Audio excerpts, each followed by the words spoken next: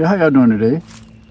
I was thinking about this thought about that the young generation, the young black generation, look at farming as a part of slavery. And I'm telling you, that's where the money at. Man need three necessities in order to survive: food, clothing, and shelter. So when these farm jobs open up, don't hesitate sending your children out there to learn how to farm. I came from a family of farmers on both sides, on my father's side and my mother's side. And I could go back generation, all the way back to the cotton and to the tobacco field. Yeah, I have a question though. Yeah. Were they farmers or were they pickers?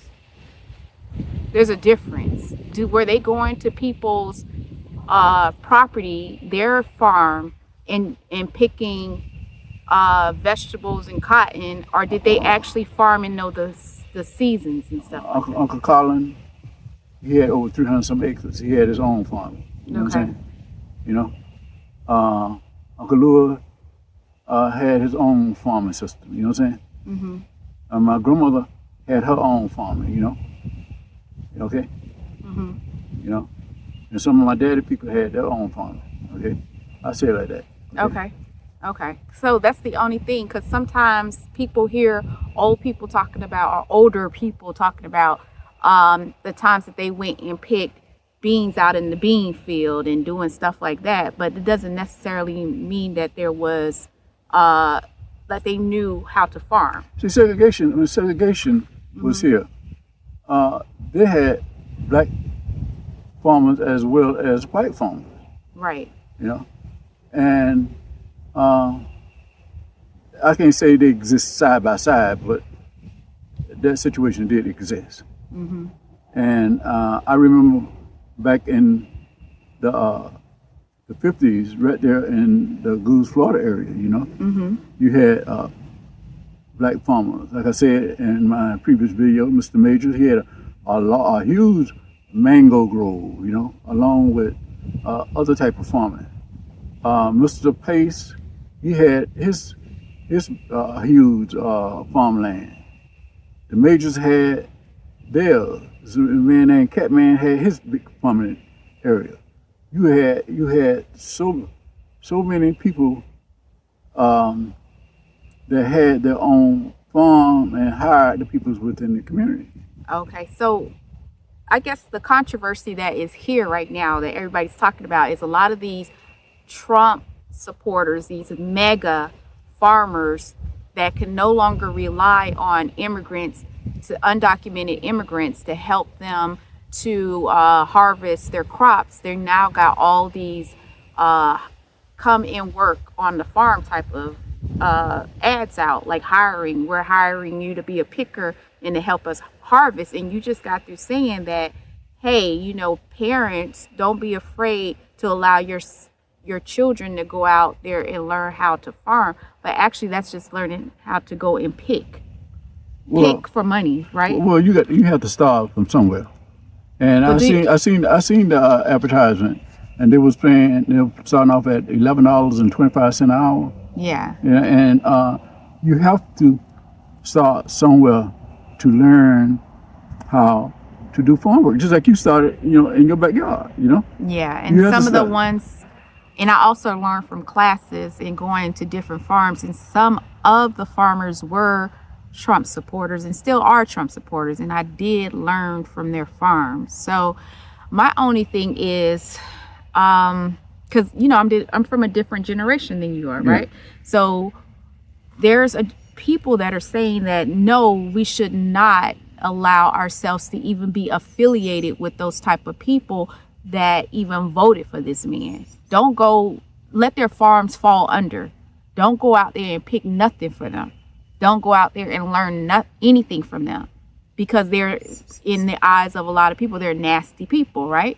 So in your situation too, when you were young and coming up, you encountered some bad farmers too, when you had to go and work for them and they were paying you, and you chose to Oh, not yeah, do any yeah, work yeah, for yeah. them, right? So Yeah. they're thinking that we're in that same error. So you kind of like, I don't know, you're saying that take advantage of learning, but we're in a situation where you have to be very selective. I guess that's what I'm trying to say. I think we as a people are in a survival mode, and we can't sit around with a hand full, you know, waiting on a check every month. Waiting on a handout.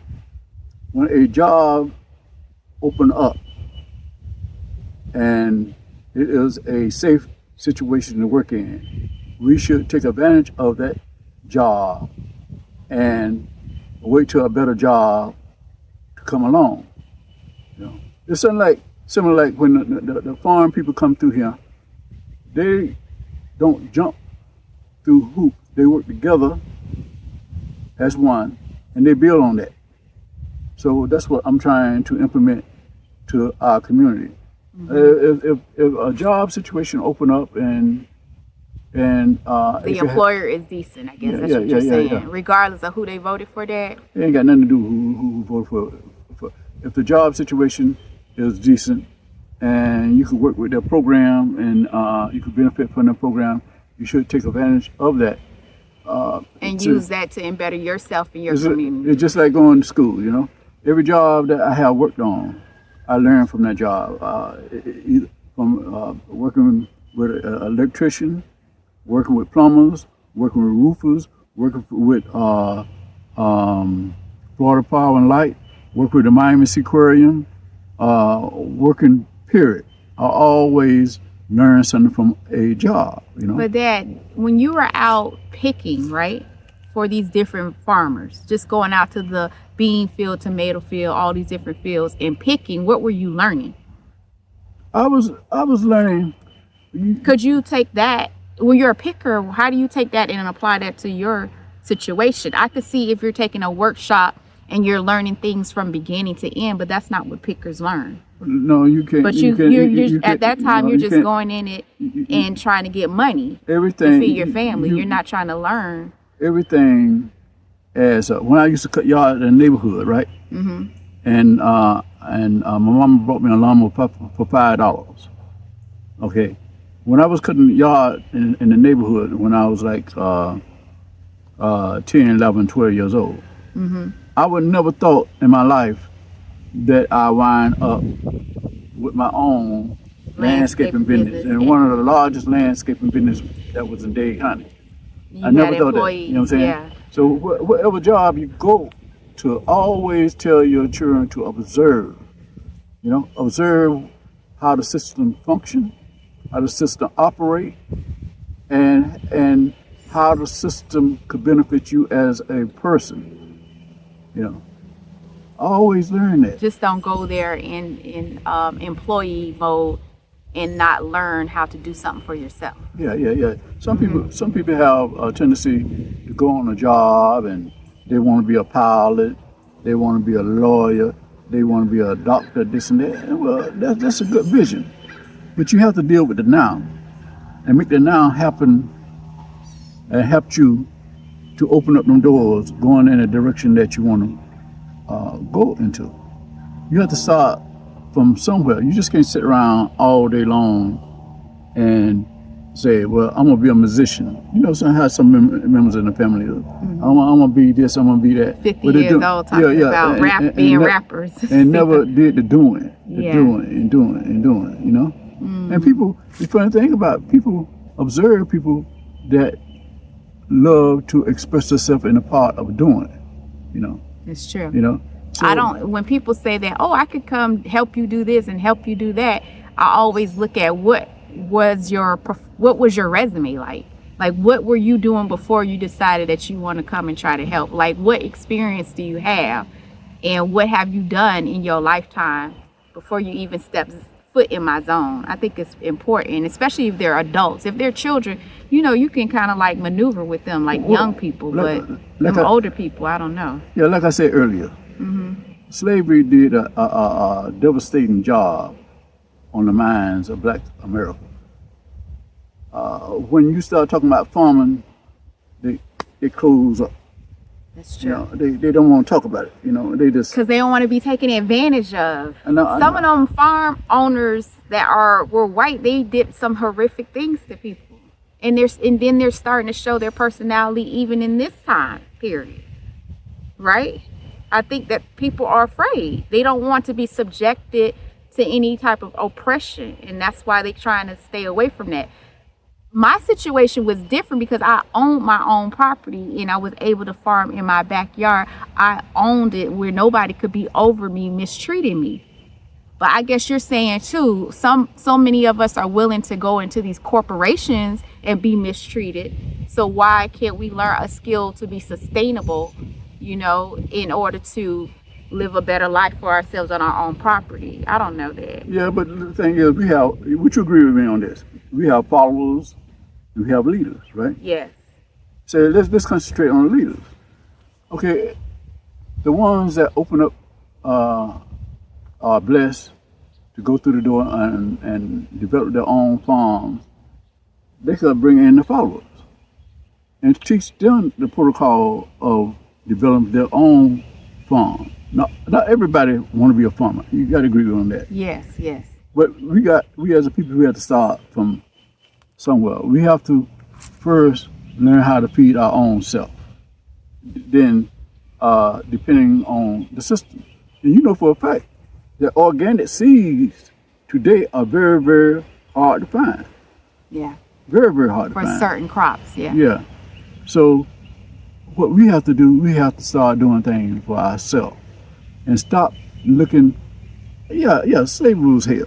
I admit that. But even the sharecropping part of it, Dad. Yeah, but you got technology now, You got so much technology. Look what we done did as a work out here with Yeah. technology, Yeah. Technology done brought us a long way. I guess Yeah. they don't want anybody to be an overseer of them in a labor type situation like that. That's why you have. Well, see, you got some people that think that way, But it's a whole lot of people you go on the internet that their family have had huge amount of land, and they done went back to the community, them little towns that shut down, and brought up some land. Even our cousin, Yeah, she brought a vast amount of land for her and her children to start their own farm. right. You see. But So- we were talking about the aspect of going to work for some of these farmers that now I'll hire you for like $11 an hour. You pick and choose your employer. If you don't like the job, move on to another positive-minded person that you can work for. Driving is skill in driving a tractor. It's skill in working on farm equipment. It's skill in the agricultural process as a whole. You can learn a whole lot because the population of this planet getting larger and larger and larger, and they're gonna need more farmers, and they're gonna need more food to eat. So, Do you think it's a trap that they're taking one set of highly melanated people and now using another set of highly melanated people, and not using any white people for those type of jobs, those picking and harvesting jobs? I don't. You think it's a trap? I don't look at fear. Oh, fear and God cannot exist. I don't in the look at same- fear. But we got to be wise because we know how other people see us, right? Yeah, look here. Don't you think we're wise when we come out here every day? Yeah, but we're not on somebody else's property. And we don't be vulnerable, Yeah. And if somebody, it's an old saying. If somebody scratch you, it will turn into a sore. If somebody keep on scratching that sore, it'll turn into cancer. If somebody do anything negative to you or put their hands on you, you let them know right then and there. You let them know right then and there. But the main thing I want to explain to our community, we have to get the young generation off this only technology mentality. Technology. Or living in the city. Yeah. Technology is important though. Yeah. And learn to mix that technology with farming. Farming. When And you owning own, your own place. when you own your own farm, there's so much things that you could do. And when you work for yourself, the freedom that you have is something that you don't want to go back to no old jobs. When I had my landscaping business, And you look down on it being a landscaper oh yeah, at I first. used to laugh at guys that were doing landscaping, and I hit Skid Row, and I used to do a whole lot of paperwork for the guys that come in, and these guys making $400, $500, $600, $700 in 6 hours. They don't work a full day. In 6 hours. I say, man, what kind of no wonder they living the way they living, living good. Can't read and write, living good. So I took the initiative to thank God for a man named Billy Cooper, Mr. Billy Cooper. He taught me everything about landscaping. I thought I knew something about landscaping. I went to school. Once I worked for that man, I went to school and I learned everything. And matter of fact, when I started my own business, I labeled it Total Landscaping Service. And I learned so much from that man. God bless the day he passed away. But it's a different feeling when you have your own business, not working for somebody else. But you're saying we got to start from somewhere. You got to start from somewhere. We just can't say, well, I got to go down to the unemployment office and get this and this and that. No. People gonna need food in order to live. And they talk about now, within the next 2 weeks or a month, a Walmart is not gonna have anything on that shelf. So what you gonna do? You can have a pocket full of money, but you ain't got no food. You messed up, So when you talk, to the young generation or your children about slavery, please tell them the truth about slavery now. But also tell them it's the good thing that when they had segregation, where people had their own town, their own businesses, their own that, own this, own barbershop, own pool hall, own stores, I have experienced that in my community, So yeah, Dad sees the world a little bit different because he's seen both the segregation aspect of it in a very intense segregated background or era versus integration. But yeah, you're right, Dad. Yeah. Some of our children are gonna be doctors, like my grandson. Some of them are gonna be lawyers, dentists. They're gonna be in that professional arena. But some of the children, they like the outdoors. Yeah. And part of the outdoor, the freedom of the outdoors, they could go into having a nursery, they could go into farming. And there's a whole lot of money into that. I'm telling y'all, there's a whole lot of money into that. So when your children would say, well, I don't want to go into farming, what you gonna do then? What is your alternative? What you gonna do? So like Dad said, there is a major difference between farming and sharecropping. Yeah. And one is that you're in control of your own destiny versus somebody else being in control of it. But you gotta start somewhere in order to learn.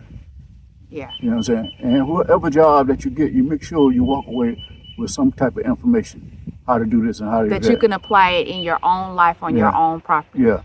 And I work for Mr. Billy Cooper. I learned how to break weed eaters down. I learned how to break small lawnmowers down, chainsaws, and repair myself. I learned a whole lot. So talk to your children about the freedom of owning your own land, your own property. It's a blessing in disguise, believe me. And the freedom that you have with that. Okay. So when y'all have the time, please like and subscribe, and I hope y'all really appreciate the conversation that my daughter and I have with y'all today. Thank you very much. Thank you.